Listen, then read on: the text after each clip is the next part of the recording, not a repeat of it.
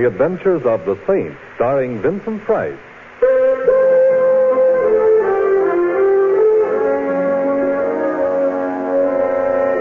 Saint, based on characters created by Leslie Charteris and known to millions from books, magazines, and motion pictures. The Robin Hood of modern crime now comes to radio, starring Hollywood's brilliant and talented actor Vincent Price as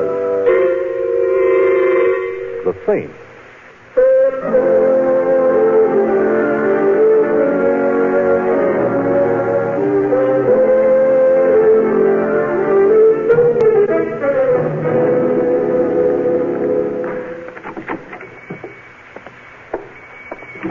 And welcome to the Bachelor's Friend. I beg your pardon? I said welcome to the Bachelor's Friend. Oh, well, I'm sure you'd make a very nice bachelor's friend, but all I had in mind was a loaf of bread. The name of his bakery is the Bachelor's Friend. It was Mr. Vanderpoor's idea. With a name like that, I suppose he was fated to be whimsical. However, what is it if I said that? What's your name? Simon Templar, but is anything wrong? No. That car that just stopped outside. There's nothing wrong, honest. Here. Oh, what's that? Your cake. My cake, but I wanted a loaf of bread. Well, you love that cake. It's just like the kind your mother used to bake. My mother used to bake terrible cakes. Battleships used them for anchors. Hello, Peggy. Hello, Mr. Gregg. Martin, say hello to Peggy. Sure, Mr. Gregg. Hello, Peggy. Hello. Your customer is leaving, Peggy. Oh, yes. Yes, of course he is. He's just leaving. a moment now. I might like it here. The customer is leaving, Martin. Like you say, Mr. Gregg, he's on his way right now. Well, I feel terribly self-conscious being talked about like... A revolver, Morton? A revolver. Loaded? Loaded. You're quite convinced I'm leaving? You heard what Mr. Gregg said? I should hate to make a liar of Mr. Gregg. You won't, and keep on living. Then I won't. I like living. Good night, everyone. Martin? Yeah, Mr. Gregg? He seems like a nice chap. He does? One of the finest. I think perhaps we owe him a ride. You needn't bother. I get car sick. See that he takes a cab, Martin. Give the driver his instructions. Have him take our friend here for a long drive to the ocean. Yeah, Mr. Gregg. It's a beautiful night. He'll enjoy his drive. Come on, mister. Coming. Don't forget your cake. My cake? Oh, yes. Thank you, Peggy. Good night. Good night, sir.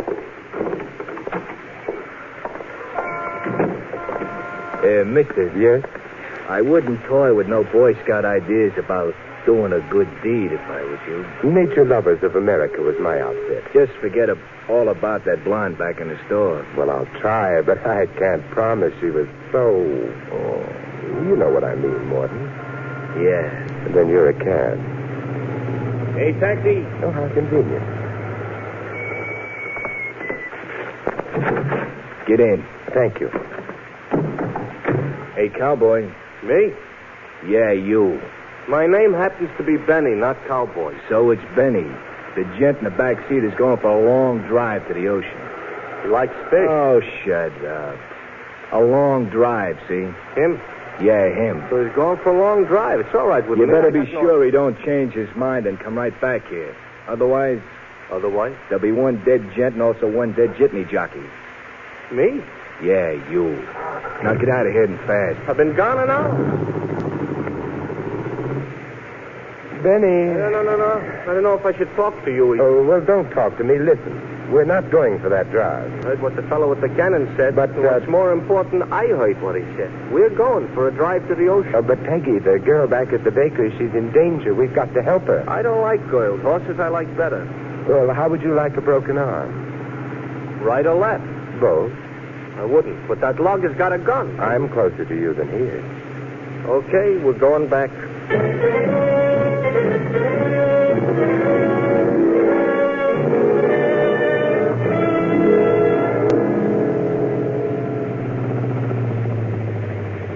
The bachelor's friend.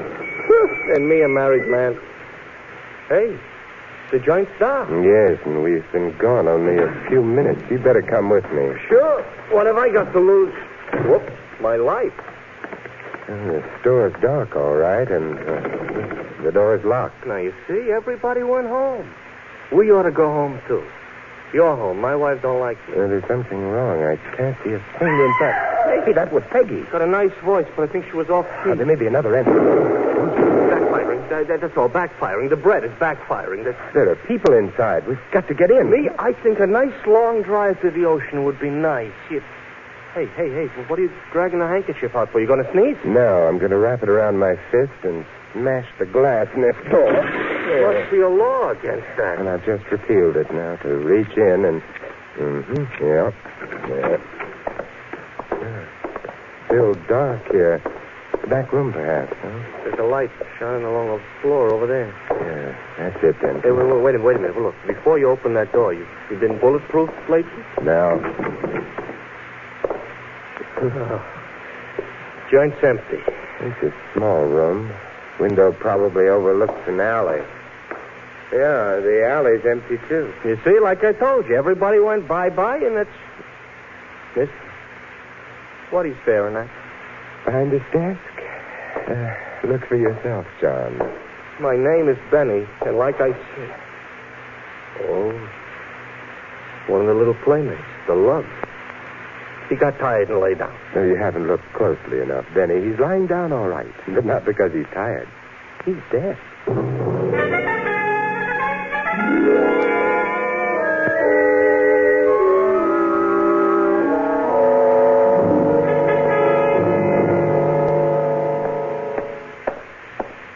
Okay, so I phoned the cops like you said. They'll be very glad to drop in right away. Good. Find out anything? Morton's dead. The others must have ducked out the back window. Well, there's nothing more to be discovered here, therefore... Wait a minute. Are you leaving? I'm afraid I am. Yeah, but the cops are not going to be happy about that. Well, they don't like me anyway. My wife don't like me. That don't mean I can walk out on her. Yes, but you see, you married your wife. I didn't marry the police. You got something there. Yes, good night. And give the police my love. Good night. Sure, I'll give it. Wait a minute. Love from whom?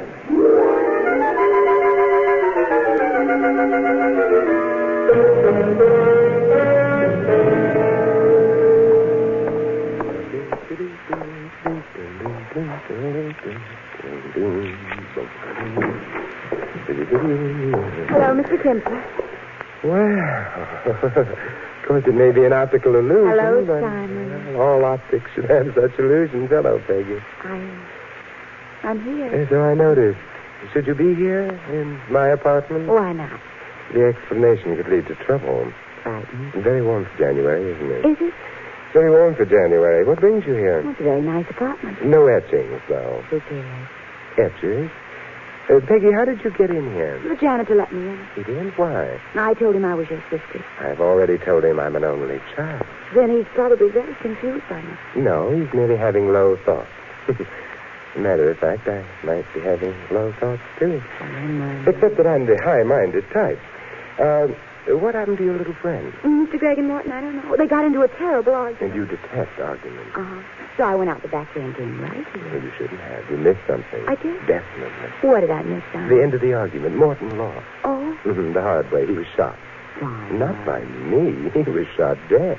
Oh, I'm sorry about that.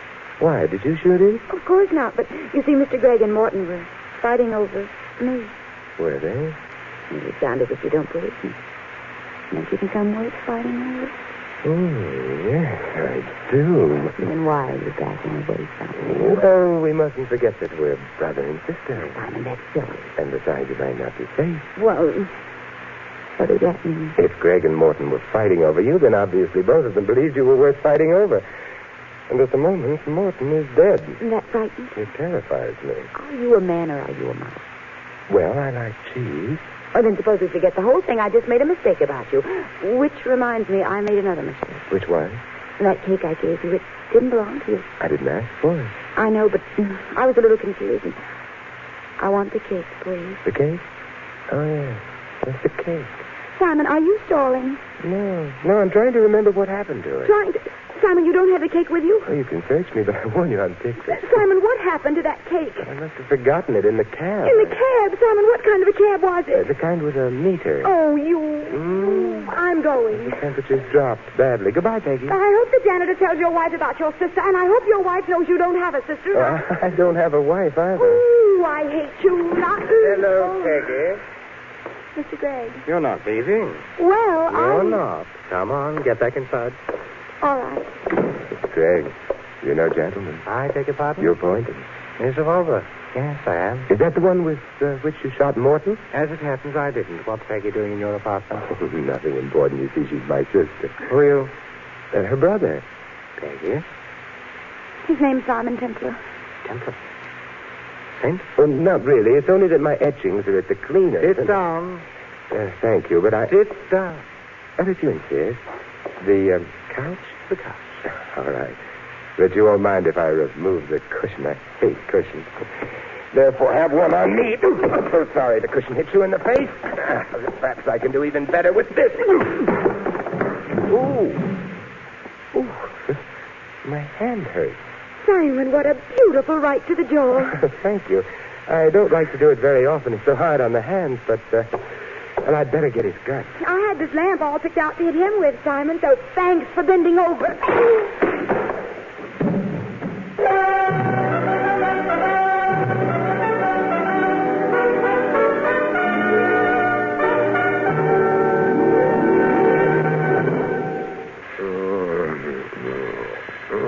I'm dead. Oh, all right. Ooh, Simon, the two-headed boy. Meet Peggy and see John Hopkins. Swinging. Stop it. I already got a ringing in my head, both my heads. So I come in because they were I ringing. know, and ringing. Nobody was answering, and nobody was answering. Neither of my heads were answering, that's true. But why did you come here in the first place? Well, I am the innocent. I wondered how long it would be before you identified yourself. Mr. Templar, you know me. Not in my present condition. You're the one who's telling me how you're an only child. So you started wondering about my sister. Yeah. I beg your pardon? Yeah. Well, I suppose that's true, too, but she's gone. Who? My sister. Never mind, Peggy. Is so? Is so. Oh. It's too bad. It's not so bad. No? Maybe, perhaps you'd better run along, and the next time she shows up, I'll introduce That you. is not why I am coming here. Pardon my digression, but why are you coming here? Why are you making bang from this apartment? Bang? You mean... Like people are shooting that's pieces. silly. Lots of people were hitting lots of other people on the jaw and on the head and so on. But you are holding in your hand... Oh, yes. I just got around to noticing it. A revolver. A revolver makes bang. True. Well, perhaps we'd better get into the living room and... that's 20 carats. Peggy wears it, not me. What I am smelling is something else. Yes, gunpowder. Meaning someone's recently fired a gun here and... Oh, good Lord. No. Yeah? It's Greg on the rug. He is why I hear bang. How true. 2 bullets in his chest. He's dead. You shoot him? Oh, thanks for the question mark at the end of that. No, I didn't. I was knocked out. Greg was shot, and then the revolver was put in my hand. Eventually, I suppose the police were supposed to arrive, find Greg dead, the murder weapon crawling with my fingerprints, and... It's bad, yeah? It's not good, yeah. Dear sister. What you do now? I don't know. Except, of course, Peggy wanted to know who the cab driver was. What cab driver? The one who took the cake. Mr. Templar, I don't... The police. I had better not bother them. What you going to do? I'll find a murderer for them before they decide they've found one in me.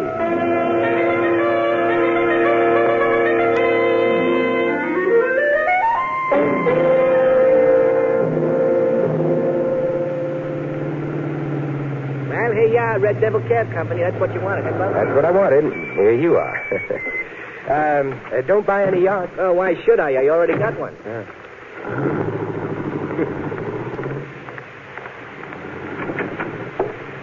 Yeah? What can I do for you? Are you in charge here of the garage and cab fleet? Well, you could say that. Is that what you're looking for? Well, actually, I'm looking for Benny, one of your cab drivers. Benny what? Just Benny. Oh, him? Get out of here, mister. Oh, I'm not joking. The license plate number of the cab he was driving was X4376. No gags? No gags. Hold on a second, I'll check. Oh, thank you. X43. Yeah, Benny Scott. Is he in the garage now? No, he's out of his cab. Is he due in soon? Yeah, tour's over. Then he's overdue. Oh, you can't say that. He might have got a fare out to the suburbs or someplace. Oh, someplace. Would you mind if I waited for him? Hey, what's he done? Oh, it's not what he's done that's important. It's what may be done to him.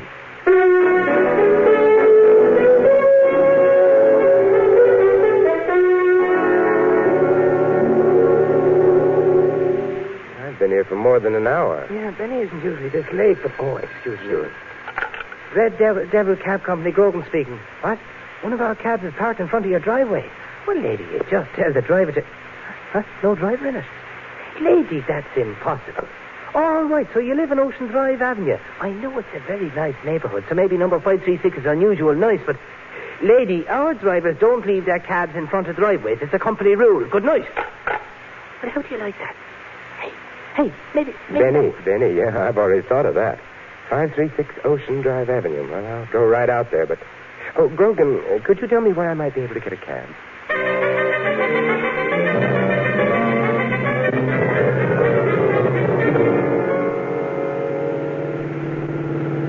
500 block and... yes. Stop now. Benny's cab is here. Yeah, it looks empty. Hey, driver, hang around for a while, will you? Okay, mister. All right, thanks. There's no one... Oh, in the back of the cab. Hey, Benny. It's a lie. Well, what is? I didn't touch a drop. Furthermore, I never drink, and besides, you... Hey, you ain't my wife? No. Then who hit me on the head? A friend of yours, perhaps. Oh, no, my friends don't go around hitting me on the head. You know, it's too soft. Wait a minute. Where's the blonde? Well, I don't have her on me. I'm beginning to remember now. She hailed a cab, got in, and then she started asking me about some cake. Dear Peggy. Told me to pull over to the curb. She kept talking about cake, and then she hit me on the head. And I don't even like cake.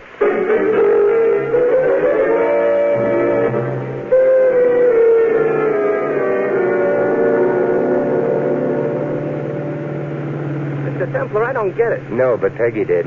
Huh? I meant the cake. What's with the cake? Me, I'm strictly the rye bread type. And Peggy, remembering her figure... Oh, let us remember this for a while, is huh? strictly a rye crisp type. Therefore... You're home. She didn't want the cake to eat. Why not? Because you can't have your cake and eat it. Is that supposed to mean something? Not to you. Here, Benny. And don't buy... Thanks, I already got a yacht. How did you know what I was going... I listen to the radio, too.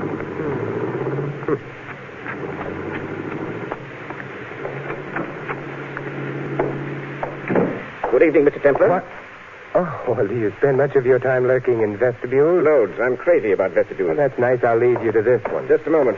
That's not my elbow in your rib. Now, don't tell me. Let me guess. It's your tibia maxima? It's a revolver. It makes a loud noise, and it fires bullets. Oh? You wouldn't be happy if I shot you. Neither would I. Well, why not take the gun out of my ribs and make us both delirious with joy? I shall, as soon as I have my cake. Your cake? I am Hector Vanderpool. Hector... Oh, the owner of the Bachelor's Friend Bakery. How cunning of you to remember. Well, I don't have your cake. You might be fibbing. I never fib. It's not cricket. Neither is murder. But I shall murder you unless... in your apartment, if you please. Oh, of course. Here's the foyer and... The living room? Now, see? There's no one here. Where are they? Who? We're being very naive, aren't we? The diamonds, my friend. The diamond. The lovely white diamonds dear Peggy gave you. Dear Peggy must have forgotten. Oh, no. She gave you the cake. So she did? The diamonds, I'm pretending you don't know, were in that cake. But why? Do diamonds make a cake taste better? Where are they? You're rapidly losing your whimsy, you know. Why are you so interested? I arranged their theft, my good man, at great inconvenience to myself and with considerable effort. I don't intend to give them up. Well, how did they get into that cake? Peggy. It would appear she decided to double-cross me. Therefore, she hid the diamonds in the cake and slipped the cake to you right under Greg's and Morton's nose. They each had a nose to themselves. I find I'm tiring of wit. I'm beginning not to be amused. Nor amusing. Therefore, you will either hand over the diamonds at once or... Or else? Die. But I... Get over to the side, Templar, near the window. Well, I've already seen the Get over. view. Well, if you insist. That gets you out of the way. Now, then... You're heading for my bedroom. No, only the door. Oh, Dear Peggy, won't you please join us? well, I was only... She was only being a sister to me. Simon, I came back to visit him, and I'm afraid I'll... You're here because you're obviously working with Templar. Well, that's nice work if I can get it, but... Greg and Morton are both dead. I shall miss them, Peggy. Well, I had nothing to do I with... shall miss them, but I won't miss you. Where are the diamonds? I don't know. You have perhaps a few seconds left of life. All right, I'll give them to you. They're here in my bag. Get your hand out of that bag. But the diamonds are I here. told you. Opportunity knocks, according to proverb. But what? Which takes care of Mr. Vanderpool. Peggy? Oh, you shot me, Simon. Oh. I think I'm going to... Living room's cluttered with bodies. I must say Peggy's nicer, but... Flesh wound. I think everybody's going to live for a while. Oh. Are we coming to, Vanderpool? First the revolver, yes. And then a helping hand, and you're on your feet again. You. I probably am, and I certainly did. However, I have the gun now. You're going to kill me, aren't you? Why should I? Because then you and Peggy can keep the dam. You forget the corpses, don't you, Mr. Gregg and Morton? The police are going to want a murderer for them. Well, Peggy killed them, so... You forget I'm being a brother to Peggy. Look, will you please get it over with now? Now, don't rush me. You, Gregg, and Morton were jewel thieves. The bakery served as a front. The diamonds in the cake were supposed to be Gregg and Morton's share, right? Yes, but... Gregg and Morton are both dead. If you had the jewels, they'd all be yours now, wouldn't they? Yes, if I had the jewels... Peggy wasn't supposed to know anything about them. That's why you baked them into that cake. We both know all that. No, up until this moment, I didn't know that the jewels had been baked in the cake.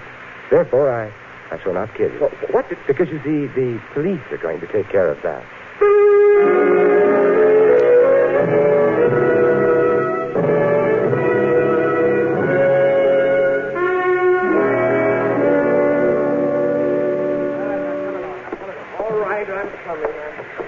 Well, there go the police and Mr. Vanderpool. But, Simon, I just don't... Oh, Peggy, you're adorable. You're a liar, and I don't mind explaining.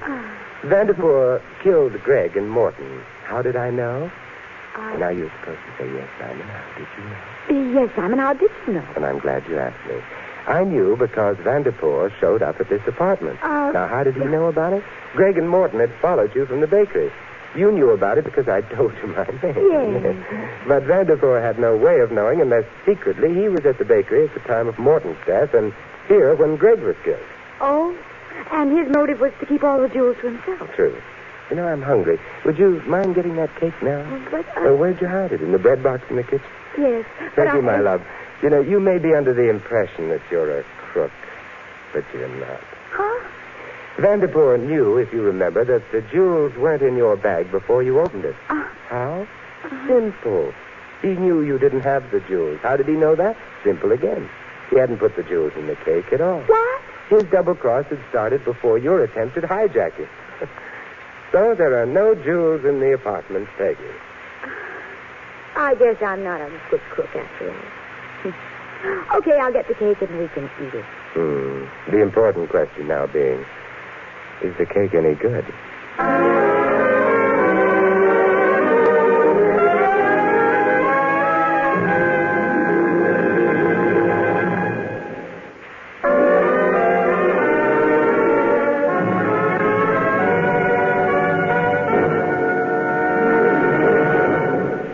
And now here is our star, Vincent Price. Ladies and gentlemen, our friend Peggy might have done better had she chosen her friends more carefully.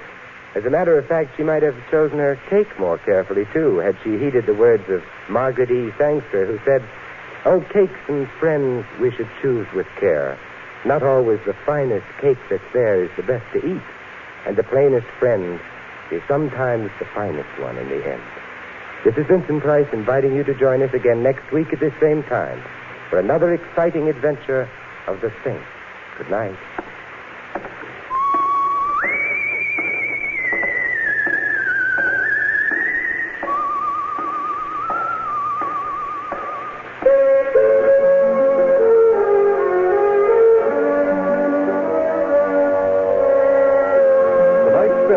Was written by Louis Cities. Our cast included Betty Lou Gerson, Peter Leeds, Dan O'Herlihy, Larry Dobkin, and Ted Von Elm. The music was composed and conducted by Harry Zimmerman. The Saint, based on characters created by Leslie Charteris, is a James L. Safier production and is directed by Thomas A. McAvity. Vincent Price is soon to be seen in Robert Lippert's production of The Baron of Arizona. All you Saint fans will be glad to know that the Saint comic books are on sale at all newsstands. Your announcer, Merrill Rudd. This is the Mutual Broadcasting System.